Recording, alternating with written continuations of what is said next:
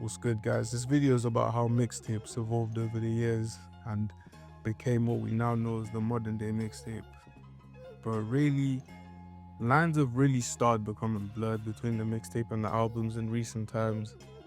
Think of like Drake, for example, with If You're Reading This Is Too Late. That was a mixtape slash album, but really just an album. But it was marketed as a mixtape.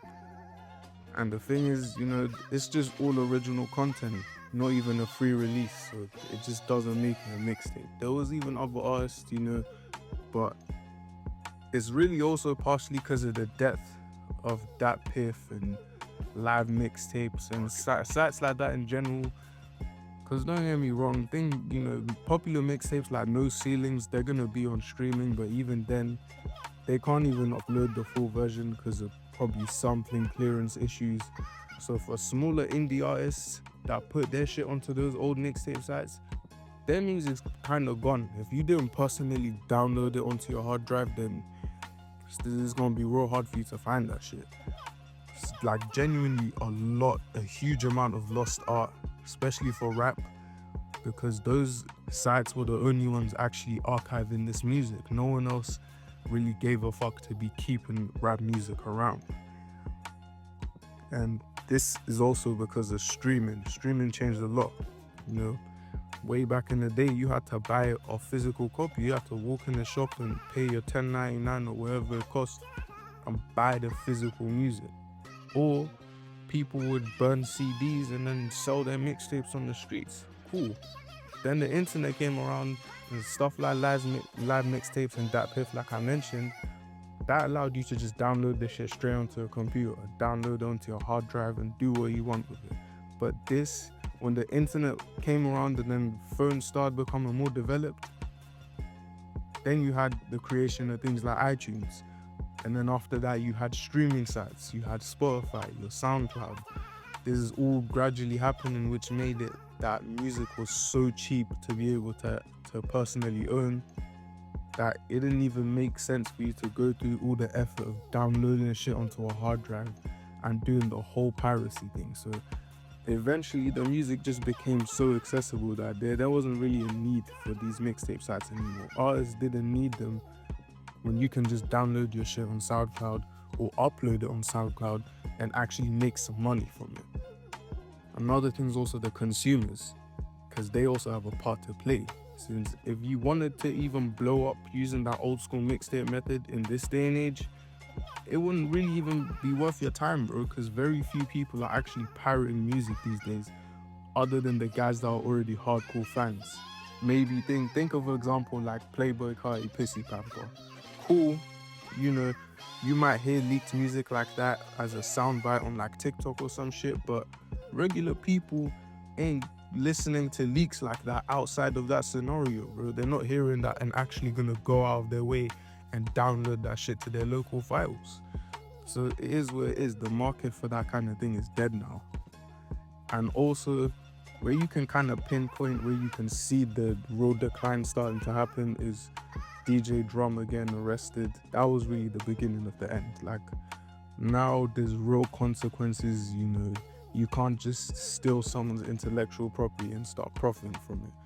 Although his case is a bit different because, you can't sell the shit. The mixtape is supposed to be free anyway, so that was his own thing. But like real authentic mixtapes that you can check out is literally anything from Lil Wayne from like 03 to 011, and there's other artists, man.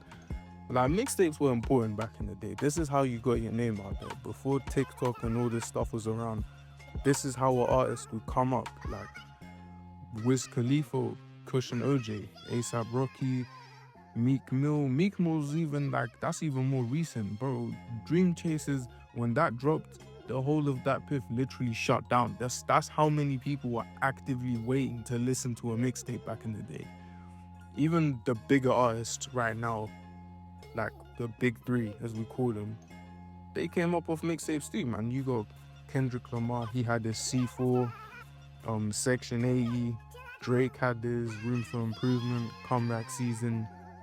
J. Cole had the whole Come Up series. Even more recent artists like Lil Uzi. if you've ever heard the original version of Love Is Rage, you know, some of the songs, they're not even on the streaming sites. They can't put the full tape onto streaming sites. So it makes it harder for artists to drop bodies of work now, since like a mixtape's just basically an album these days. It's made up of brand new music. No one's rapping over, you know, beats that are already popular. They're just brand new tracks. So artists now actually have to be building lots of momentum before they drop. I mean, you know, you're spending money on producers and shit because these are brand new beats, bro. This is now you're actually relying on the producer dropping brand new hot shit. With a mixtape, there was no pressure, no expectations, since, you know, it was all free. There was no marketing budget. You're not paying a producer. It was just an opportunity for you to build your fan base. It's like leaking your own music, but doing it on purpose. Like, there's a lot of music that doesn't come out just because artists spend so much time now having to worry about how they're gonna do the rollout. And the first one that comes to mind, I already mentioned him, is Lil Uzi, though, man. The amount of shit that guy just didn't drop for whatever personal reasons is, you got the B16 tape, I was waiting for that.